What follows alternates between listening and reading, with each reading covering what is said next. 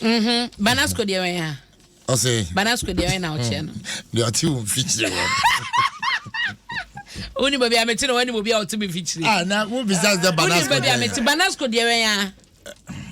Politician nana. Debbie. Banasco the obobo no black star. Oh no. That's family here. Eh pa. O de ye. E be share wada kuru. Me can say wo mu ade Auntie Grace say abena pa de wo boa. Mama me that's unim me nim say me ho dwo me boa de no nko ade no chewa. Wade boa mu ni. Ajoa. Sa no kwa de onyi free me ho. Ade buo. Me da se. On say enipa ankasa no. Obi ane se de ohu nipa fa. Na said ya woni obi tie no ene kire said ya ono so ne wotie nti wa mu mi mu but wo mi dia me nso bi bu me dia mi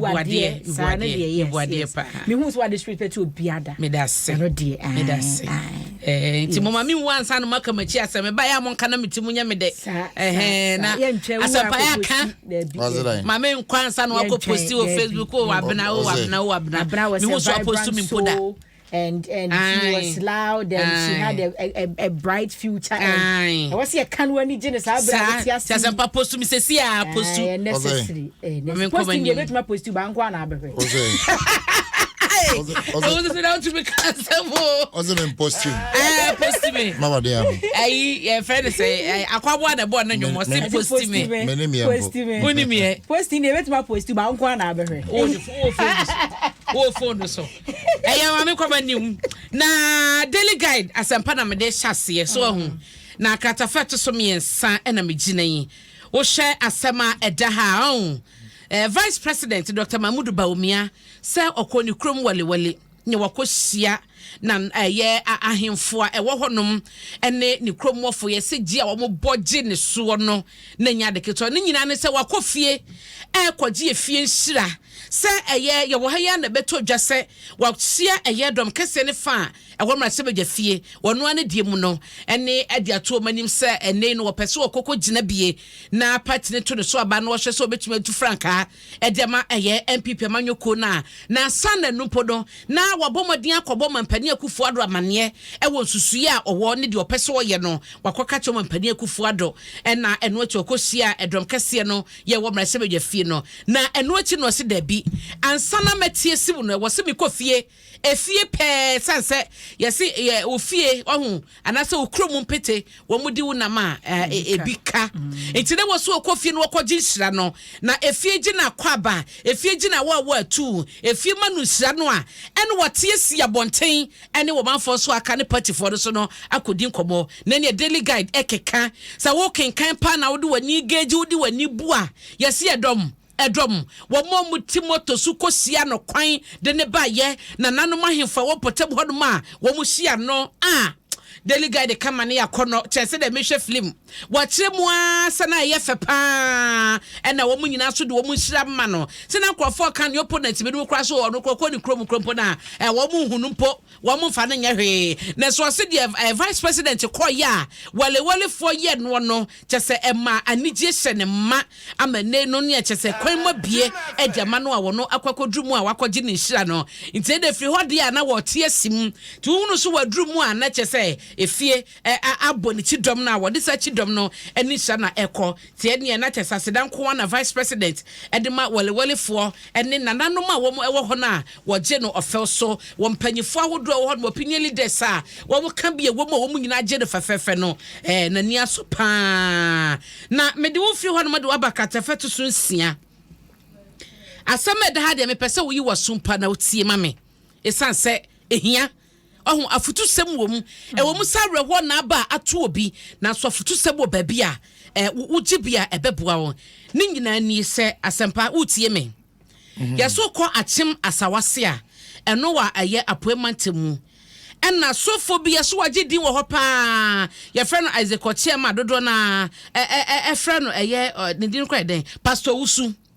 na yesi aman kansa pia anyamfie no aduana mienu 42 years ana okọ ne ho sanya hwe krompo no eja omo ne sunsumu ne mpaebo ne akwanche bi ne ade na amaso mfa nkọbọ ne bra amakoye ema Pastor Usu e de anointing oil yi bi esasa ama ne ade ama bedru fia ama na chese ne ho ahyehye ei na ama wo ko he de na ba ye wo bi na ahyehye na de na asia nkrofo krompo keka esu ama krompo se wakwakodi bema bi echi na bema ne oba won ne tie na kodi ni bone etesa ne ade so wo hwehwe mu anom se dabi ama baby ama kwa ya oba ya wode hihye ba ye ya sori dem wokosofo wusu honum etidie pa na ba ye na ama echem se wokwan na sofro di anointing oil yi bi o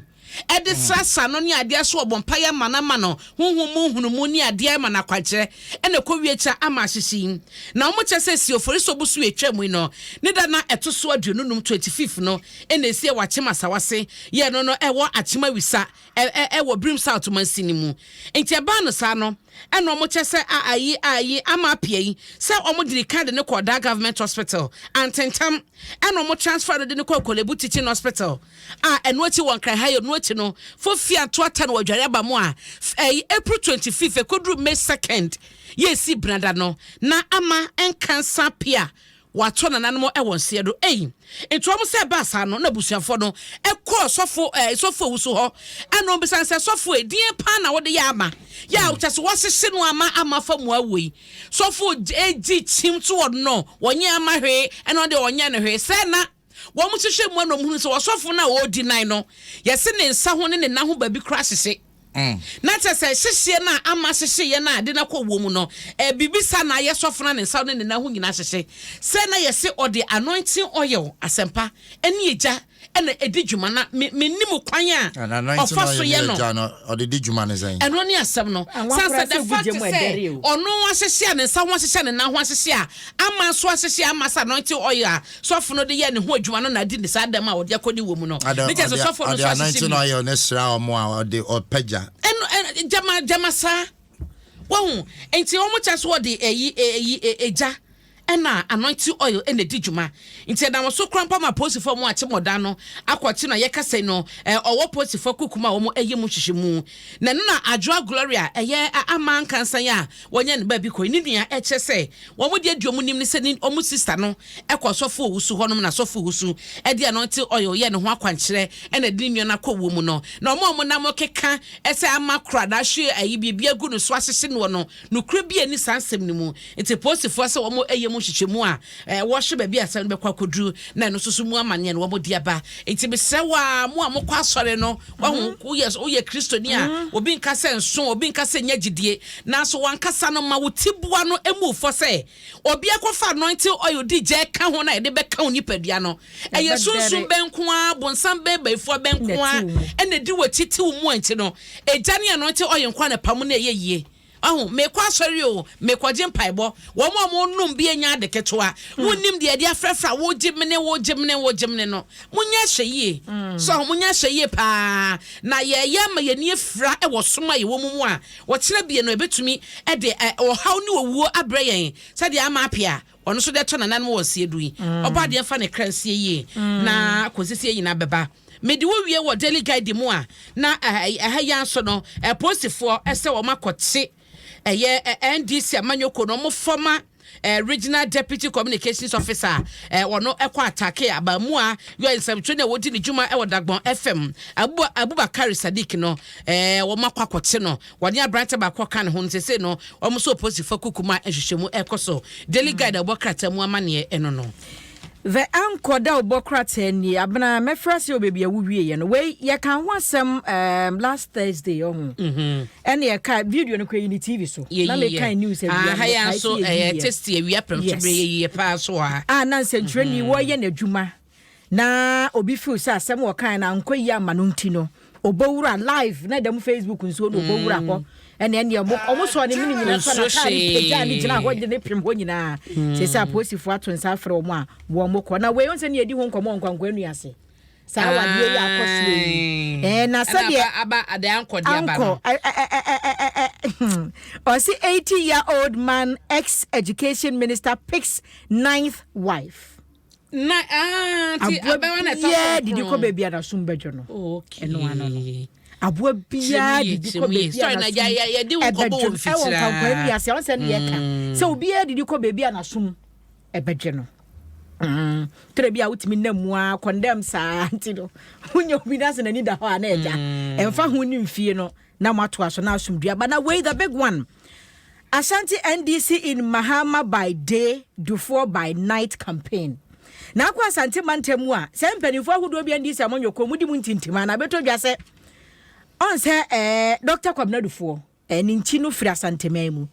Ena mampanyira John Dramani Mahama on de ono no gonja de se konkron enti bole mpotem ho. Na mpanifo akese akukuda ma wo mu afa krata so mu gina apre Franketuni di bre NDC amonyo ko mu no. Anye kakran so omo miensa kodwobo nsuka na omo ye nan enesco ku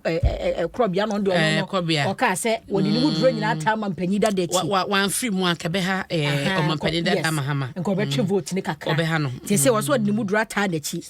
na se dia ye ni mpanifo bu mu di NDC amonyokuo ni animu a edura wi a wati mahamo edura na dura do fuo nje se omo so omo cash out to ma position omo hu ye ahonti top executives delegates cashing out gidi nje no e wo so position o man die mahama ba yaje do fo ba yaje kodwo nsu dia mintini din so de bia ba dia no obetia enti se die sika no wo mo gigi bom wo hono mo no ene mu nsem da nkode aba na wei kwata fe to so 9 na hwehwe maso kakra but yemwuram or say former MMDC used to picket at Jubilee House. Omo ankane na wo ya ban na musifo wo mampanyini ya wote so na mamu na dikani mu no. Wo mu chema yes. Ana wo mu so di omka. Yenti om sika ne ma ho. Sika de so ehye abande to. Enso bra aba we befo akomia ne tena so no. Within 5 months, 5 to 6 months and otu a former wo mo na mo ya NDC for na MMDC bre no so no. Ti aden tena mo bre so de enfie mi enu kwa ne me ensa so musika no ehye aban 20 sa aban anhwe na wantuom sika ma omo ne oye kire ombe kuta placard so ma be oye kire se mo bodawru mo sori ya na mo ye house and just say mo bodawru when you ofro bi na the anchor do obokrata no e de aba mate na me de wo call Ghanaian Times mu asempa asem we de me de si so e wo mu aya di ho dwuma ma me wate she e wo mu sasem na ba wo han no e ya reho me mpese me relate no to we na ye se justify anamo na wo panyina tu no na so ye wo efiewrafo bi wo man yi mu a enipa wo ma wo modu wo da wo tenant edi wo mo no eye ya adan se wo wose wo fie na obisima be han dan no de me pe na meye wo dan ni mo unni tumi se me kra se me tu no onipa no pese o kire se edan wo koso ba fam ontu titiw ne ema efiewrafo no ebi mu di wo manipa ano ye den nti asempa rent control asem we uni kofi wo mo hwe na mo ne ho dwuma maye no tenant na be me be dia wo de beto ye ni mu pa che se amama me kropofon wa na ofon ya cheche ne sagu na chi wakonya lawyer so ase che se oni kamafo enso bi business police fo bebam ni ya beche efiera so enti no me na me ka se me personal relate no to asema me be kan sansa na mo na efiera da tu ha na de antwa yie and said the Ghanaian Times reporting so no almost say as at the coin see a pan ye or to mention but almost to say a dan ho can ade and the kobaye as empathy me now almost say if you rebi or no anya best 35 years a dia the worker is a kan ye Emmanuel and say ye kase no waku akwada wanya fenefa wakum no wo wi yen so a akwada ne papa eye obedasama watwitwa no ena akwada ya wakum no ni nua baiwa eye ono so 19 years Bridget Owusu ono so watwitwa no na eno ena wo mo eche se akasakasa kakra ena ba ye wo mo ntem na da bokrata susu se eye edan ho ka ena de sakasakasa no ne mente be ho ase no eba ya eman kokko wiewie ba bia duro no na esiye ewo we de meti amofa chem na munum sare makorete me Adam Kwame enti atwuma nwa bia not masini mu asante mantem na asem we esi ya chese omo edaha no amebo mu amane no na omo chese posifo ensaka no krampo no nipa bia wonpotem wodom no se fiera ne wie ma wie no odwane ye na nipa bia wonpotem ekohunu no omo te no na omo de ne bre posifo enti ye kase ne posifo nsaka no a omo eye hyehyemu ewo hono enti no ene de esie ewo Ghanaian Times mu ewo ha sei na asempa hwe wo Facebook a obi chese ye wo oil bi wo hono ma ye frɛ no Florida water oh no ye water na oil was no see no say pejapa ti jama bibis no bi na osofo ne de ye wo braja mo no kro bo na wonim ayifo ne tell you super o ka say oil mpo do okọ fa ye no sum sorry for no e no mo bi answer ofa o my drawing bi atoto ho e bottle a glass bottle bi say yes Florida water ye wo mu ahodo pi ba papa wo ho nti no na bi mu susu jama no de ye na wonim ahun na akobasa nti Kwadwo Afari Junior ye da se wate ye da bebre na nimu o da se wakwakoto so me de kwa ya kwankyere ha adwene nti de we kra me ba cho final story na yan sorry so we Ghanaian Times page 12 na wo sha say ya Yewra Katie Hammond ni foni eda ha sei wono so afo hwemfidi nyuma so se abana ni so de hunu te o de you start e ba ye no ene so mo beboa na emabuo nyansa no dwuma e beboa ye pa na wo mo se womo asase ya womo edi hu dwuma ma enam so ama ene no wo se Ghana Jobs and Skills Project no womo ehwese anya hwekra no best 1 million jobs and na womo befa sa kwan so na womo de ama eye omanfo ene mabu bi a epensa no dwuma no mo so de abo mo bra no mo benya bi ediaye nti Yewra Katie Hammond ekọ ensahwe wo bra na kyese encheche dwuma de ekoso ni womo so mani abra mo esuansa no dwuma no okosra womo na wonyo mo didi nkomo etu omofo e wo sa kwan no so nti no so ho asam e wo Ghanaian Times the bokrata yi mu amesrew wo saka enchemu ni nyina no e wo ho mo betumi akenkan bi